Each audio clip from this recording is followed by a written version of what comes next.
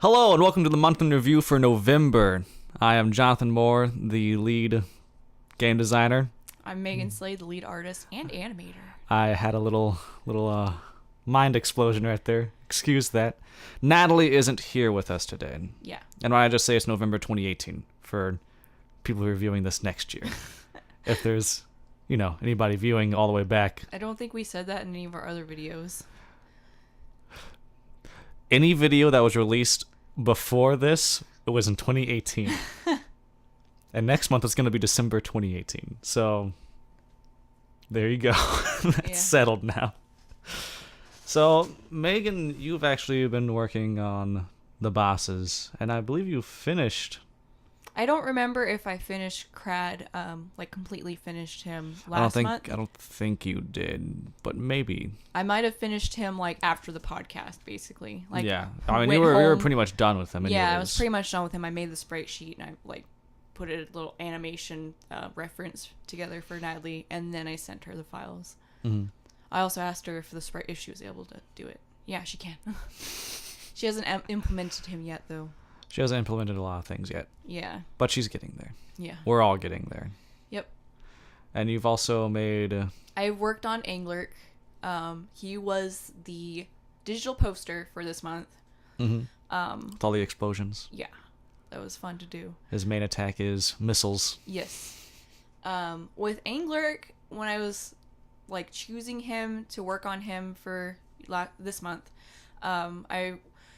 my initial picture of him, my initial design of him, he had this electric cannon thing on his back, and I remember looking at the list of animations and then looking back at him, and I was like, this does not make sense at all. Where would his missiles come from? What was I thinking when I designed this? Because it was a few years ago, and I was just like, all right, time to redesign him. And all I really did was take the missile or the electric cannon thing off his back, make this missile.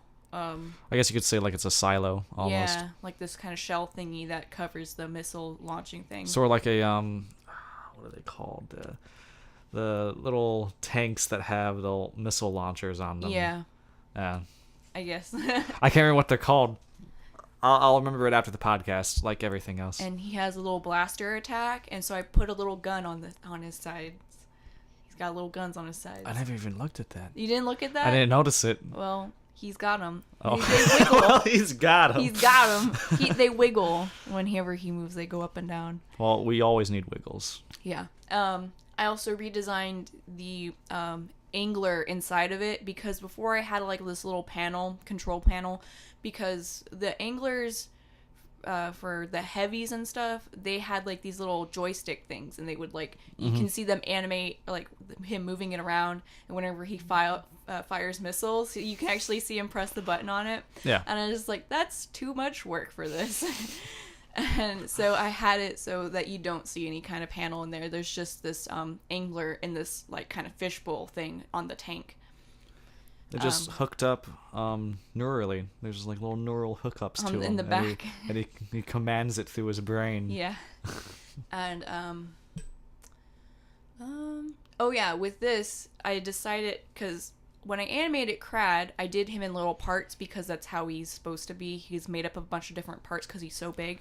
And so when I was animating Anglurk, I was just like, I'm gonna do it that way, because when I did it with Crad, it didn't seem like such a big thing to work on.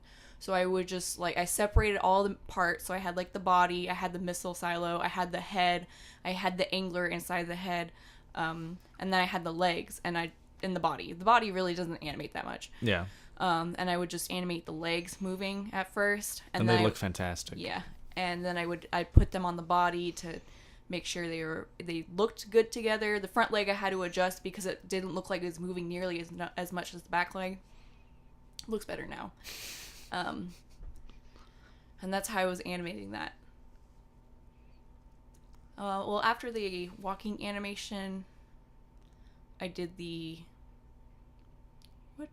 the stomp animation. The stomp. I like that. I like his little stomp. Brings up his leg and slams it down. And the main purpose is just because if a character gets too close. Yeah. No. You might not even, if you don't get too close, you might never see it, or Yeah. he might just actually do it randomly. You don't think he just jumps back and like stomps? Maybe. I know that he's always facing one direction, Yeah. and he Well, can that's only nice. move back and forth. Man, I'm gonna have to animate him walking backwards now. They'll just be easy though. It would just be like reversed walking forward. Yeah, right? but I'll have to. It'll just be the legs reversing, but the body and his head and the angler will be making the same animation loop. So his back leg or his legs will be moving in reverse, but the rest of the body won't. Yeah. So that'll be that. So originally he wasn't going to have an intro animation, but then None of the bosses were. I didn't Yeah. even think about it until you brought it up, actually. Yeah, I think it'd be kind of weird for just to like see these bosses and then just immediately start fighting, I guess. Yeah. I don't know. Usually in games, there's a little bit of a fanfare kind of thing, like a build up to the boss fight, and then you actually fight the boss. They usually do some kind of special animation. I wasn't thinking about it. Yeah, I know. And so I was working on Angler. And I had made this. I had made 2 attack animations for the Angler. So whenever he was like either shooting missiles or doing his stomp, he would do those attack animations. But only one of them worked for the animations. So like only one worked for the missile shooting, and it also worked for the stomping. The other one didn't work for either. Yeah. So I was like, where can I incorporate this animation that I made? I was like, oh, the intro. And so I kind of sat and thought about how his intro would be, and I asked Jonathan, I'm like, can I make a little intro animation for him? So I have this whole thing in my mind of how it's going to plan out. I talked to Natalie about it, and she said I'm going to have to write it down because I'm have like, the music and everything, how it's going to work with the boss fight. And then I used this animation where inside its little fishbowl thing, he kind of like backs up and then like shoots forward and like roars kind of. Yeah. And so that's part Roars of the, as much as an anglerfish can roar. he opens his mouth really wide and kind of shakes up and down like ah kind of thing. I will make the sound effect for it. Yeah, he's probably not gonna make a sound effect. What? He's probably not going to make a sound effect? I don't know, will he? Yeah, he'll definitely be making a sound Okay. effect. Okay. So I made an intro animation for Angler, and that was a lot of fun.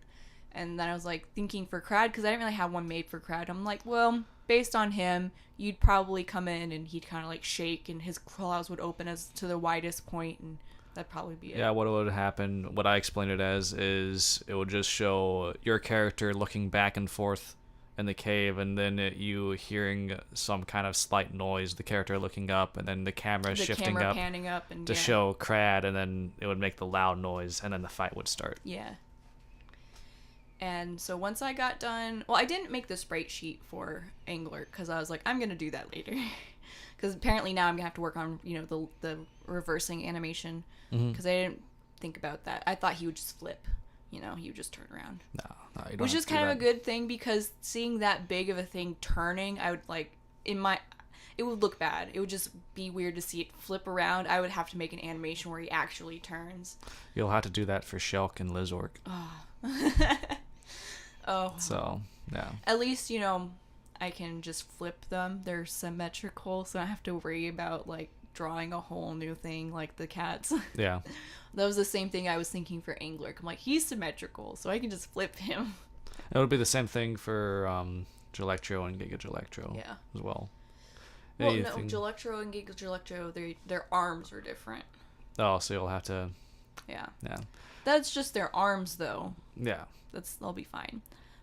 And then I went back to Gelectro, and I just started working on that. Was it last night or the night before that? It was... It was last night. I think it was last yeah, night last is whenever you night. started to work on him again. I was listening to. She was listening to Bob Ross. Yeah. Chilling out. Yeah, very relaxing, very positive. I needed that. She needed that ASMR. Yeah. And so with Gelectro, I had started working on him before, but then I stopped and put him aside to work on some other stuff.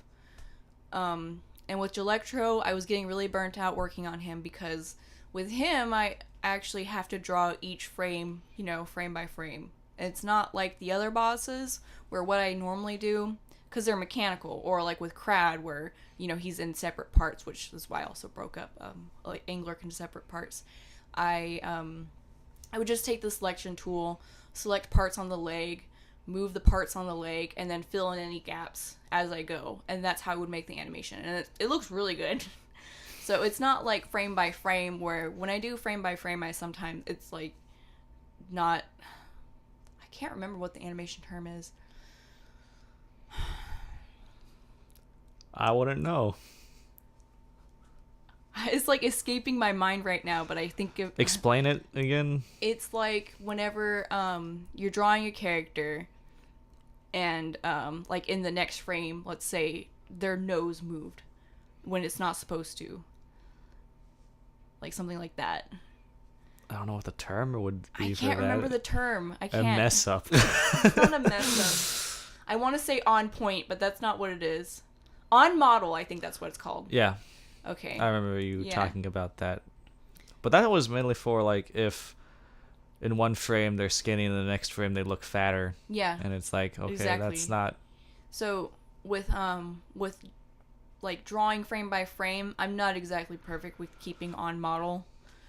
So like with animating Gelectro, a lot of times it's fine because there's one like instance where he's moving his hand and I make it look big so it looks like it's moving towards the camera, sort of thing. That's fine. Like I love doing that stuff because it's like I don't need to be on model for this. But there's a point where he like the shuttle thing he's in just moves back, and so I have to draw all the lines on the shuttle moving back. So that's harder to do. Yeah. Because I also have to keep it like in perspective. So some lines move according to perspective. So that's harder for me to do. I would have to say that probably Gelectro and Giga Gelectro are the hardest bosses to make. But what do you think? Do you think that they are? Yeah, because with them they're flying, and so I'm putting more work on myself by making them tilt around and stuff. So they're changing perspective, but in the end it looks better than them just kind of like the body just, or the shuttle, I guess, just kind of staying in the same position, because otherwise it doesn't really move. Kind of like with Angler, his body doesn't move as much. I did have it move up and down and stuff while he's walking, but it doesn't change that much. I didn't have to really animate it that much. But he's got other parts on him that are moving a lot more that make it look better. Like his little silo thing, I had that like kind of move, and the blaster guns kind of wiggle up and down while he's walking or while he's doing a certain animation. There's a little bit of drag going on when he's lifting up his leg to do a stomp, and he comes down and the blaster kind of goes up, and then when he hits the ground it goes down. So got a little bit of wiggle going on, so it looks more lively. Yeah. Like there's more moving parts basically, so it makes it look better and not so stiff. Yeah. With Gelectro, he's also got these tentacles that are kind of like waving, and I can't just animate that like the way I've been animating other things. I actually have to draw out the wave, which is a learning process for me because I've never really done that before. So yeah, there's that. It takes some time. Yeah, I for the idle animation for Gelectro, that was easiest to make because it really was just him. Like the shuttle was all the same. His arms were moving, and I could do that with just the selection tool. But his tentacles was what was the hardest thing, and I don't even have that colored yet. And I asked Natalie, like, hey, if I gave her an example where I turned the pixels, and I was like, hey, if I give this like animated tentacles to you, could you turn it in the program so they don't become blurry? Because if I turn it pixel art in the program, it blurs it. Yeah. Because it doesn't know how to really handle that. And she's like, yeah, I can do that. I was like, oh, thank God. I don't want to animate the tentacles moving while it's, moving forward. Like, it could be the same tentacles. Yeah. Yeah. It would just get annoying. Yeah. I also adjusted some of the cat's sprite sheet this month. Yeah. Yeah. You mainly adjusted George. Yeah, I removed all the tails from George's sprite sheet because Jonathan was confused about where the tail ends and begins on some frames. I mean, it was just the lines. Oh, with the backpack too. You didn't know because the tail kind of blocks the backpack sometimes or something like that. Yeah. So I was kind of confused about that a lot of the time. But that's removed now, so Yeah. I'll have an easier time of doing that because I've also finished now John and Callie. Callie so far was the hardest just because she's a calico. Yeah. But I wasn't just working on the cat spreadsheets. I also have been working on Primus Star still. Yeah. I am now halfway done with the enemy revamp. I guess you would call it the revamp? The rework? Rework? The Rework. fix? The fix. Yeah. The hot fix. The hot fix. It's a pretty big hot fix. But I'm It's a halfway patch. done with it now.